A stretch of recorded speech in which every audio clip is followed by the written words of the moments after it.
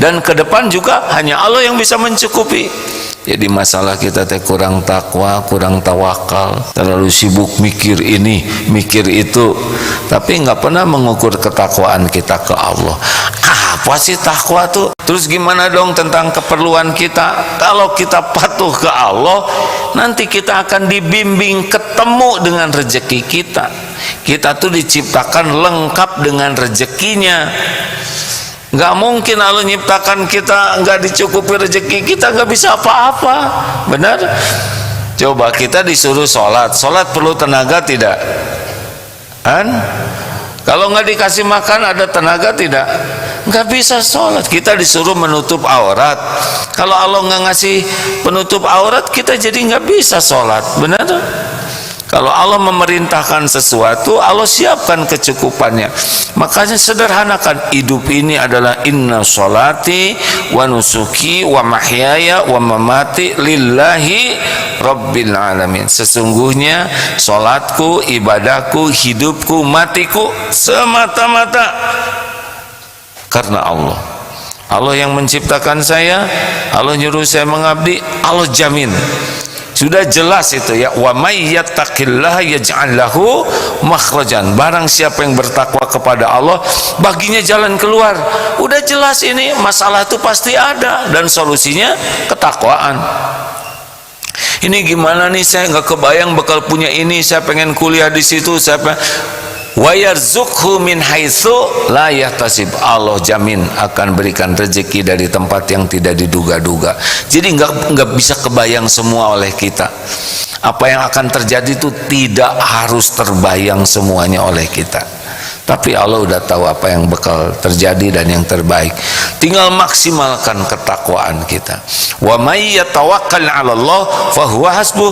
Barang siapa yang tawakal kepada Allah, Allah cukupi. Udah selesai, ini udah bagus sekali hadirin. Perlu apa kita ini?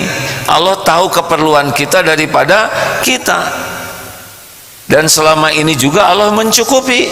Dan ke depan juga hanya Allah yang bisa mencukupi. Jadi masalah kita teh kurang takwa, kurang tawakal. Benar? Terlalu sibuk mikir ini, mikir itu, tapi nggak pernah mengukur ketakwaan kita ke Allah. Apa sih takwa tuh? Banyak definisinya tapi sama ujungnya. Kalau secara sederhana begini, orang yang takwa itu adalah orang yang hatinya yakin kepada Allah, yang berbuah kepatuhan terhadap perintah Allah dari yakin ini ya, kemudian kepasrahan kepada Allah.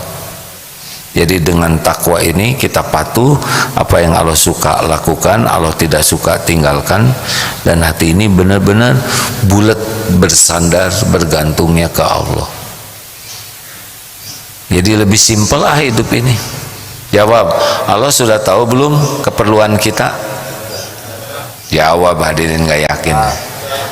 Sudah tahu belum? Tahu mana tentang keperluan kita? Siapa yang lebih tahu, kita atau Allah? Kenapa Allah tahu keperluan kita? Jawab, karena Allah yang menciptakan kita. Jadi dia yang paling tahu keperluan kita. Seperti orang bikin mobil, ya, yang bikin mobil itu tahu kapan akinya rusak, bensinnya harus diisi, bensin apa, kapan businya rusak, bagaimana pentilnya. Yang mendesain, maka dia yang paling tahu. Jadi sebetulnya tidak rumit. Kalau yakin kita ciptaan Allah, Allah pasti sudah tahu. Tapi ada keperluan dan ada keinginan. Mana yang terpenting, dipenuhi keperluan atau dipenuhi keinginan? Keperluan kita. Keperluan kita banyak tidak? Bingung, banyak. Kalau jawaban kurang yakin kayak gitu, banyak. Keperluan, antara keperluan dan keinginan banyak mana? Yang terpenting bagi kita itu sebetulnya bukan yang terbaik menurut kita, tapi yang terbaik menurut Allah. Karena kita pendek sekali tahu baik itu. Banyaknya baik versi kita tuh karena nafsu. Makanya kalau ada apa-apa, perlu apapun minta ke Allah dulu. Tapi kan Allah udah tahu, ya minta itu adalah ibadah. Ad-du'a huwal ibadah. Jadi Allah menyuruh kita doa bukan karena Allah tidak tahu. Jauh sebelum kita berucap doa kita, Allah sudah tahu apa yang mau kita ucapkan. Ya Allah, lapar. Lah yang bikin lapar siapa? Kalau enggak kasih lambung saja ada beres perut ini ya. Kan bagus tuh kalau ibu diciptakan jet aja pakai mesin, nggak lapar, nggak haus. Tapi jadi beda karena justru kita jadi minta ke Allah, kita ngadu ke Allah, itu yang bernilainya bagi kita.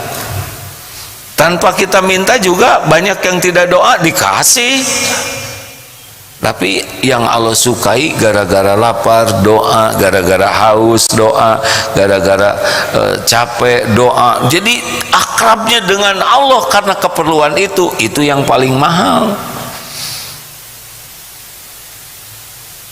Karena bahagia itu bukan pada makannya, bahagia itu pada waktu ingat Allah, waktu laparnya, waktu makannya, itu yang membuat bahagia.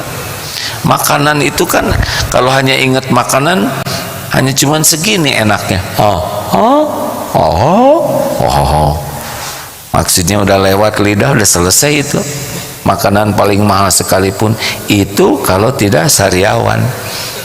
Kalau sariawan ya. Dan tidak radang tenggorokan, waduh radang tenggorokan dan gusi tiga lagi bengkak. Kalau lagi bengkak, aduh itu makan gepuk tuh emosi aden. Karena lihat aden. Halo, makin sederhana tidak? Nah, jadi hidup ini untuk apa? Sepenuhnya hidup ini adalah untuk wa ma khalaqtul jinna wal insa illa liya'budun, untuk ngabdi ke Allah. Jadi jangan risau tentang harta, gelar, pangkat, jabatan ini, itu, ini. Bukan tidak boleh kepikiran, tapi jangan menyita pikiran sampai lupa kepada Allah yang mengurus dan membagikan semuanya. Kita pasti lapar, kita akan ingin ini, ingin itu. Memang wajar, ingin ini, ingin rumah, ingin sekolah, ingin punya kendaraan, ingin apa lagi sih? Ada yang belum nikah, ingin nikah, yang udah nikah, ingin punya anak. Kenapa semua ini ada? Supaya jadi dekat dengan Allah. Karena yang punya apapun yang kita inginkan adalah Allah, dan yang bisa membuat ketemu kita dengan keinginan kita adalah Allah, dan yang bisa memilihkan yang terbaik adalah Allah. Jadi adanya keperluan, keinginan itu semata supaya kita jadi dekat dengan Allah. Bisa sederhana kan? Sekarang kita ingin sesuatu, kalau Allah nggak ngasih, ketemu tidak? Jawab hadirin. Siapa orang yang paling apes? Orang yang menginginkan sesuatu yang memang tidak ada di lauh mahfuz tertulis buat dia. Seperti adek naksir seorang akhwat, padahal tidak ada catatannya di sisi Allah ya, dan bukan buat adek. Kelenger atuh jatuh cinta sama seseorang yang bukan jodohnya. Ternyata dia itu jodoh sahabat karib adek. Coba itu, apa enggak perih berlapis-lapis? Tempat adek curhat sama dia, saya tuh pengen nikah sama dia. Nah itu nih ini. Nah, ini memang cerita ini didramatisir hadirinnya supaya lebih perih. Tapi kalau tahu ke Allah, ya Allah, ampun, Engkau tahu hati saya lagi, bukan saya yang ini ya, nanti disangka dipotong, disangka saya lagi ngebet lagi. Kalau saudara memang tertarik ke seseorang, curhat ke Allah. Tertarik itu tidak identik jodoh. Mungkin karena mata tidak terjaga, terus lihat-lihat terus, tanamkan oleh Allah rasa suka. Kembalikan ke Allah. Kalau bukan jodoh ya nggak usah ya Allah, apalagi saya baru kelas 2 SD, terlalu jauh ke jodoh. Saya belum balik, belum mampu, belum punya kewajiban menikah misal. Enak tuh. Jadi ingat ya, semua yang terjadi itu agar kata kuncinya sederhana, agar kita segera kembali kepada Allah, sering ingat Allah, selalu memohon kepada Allah, dan yakin dengan janji jaminan Allah.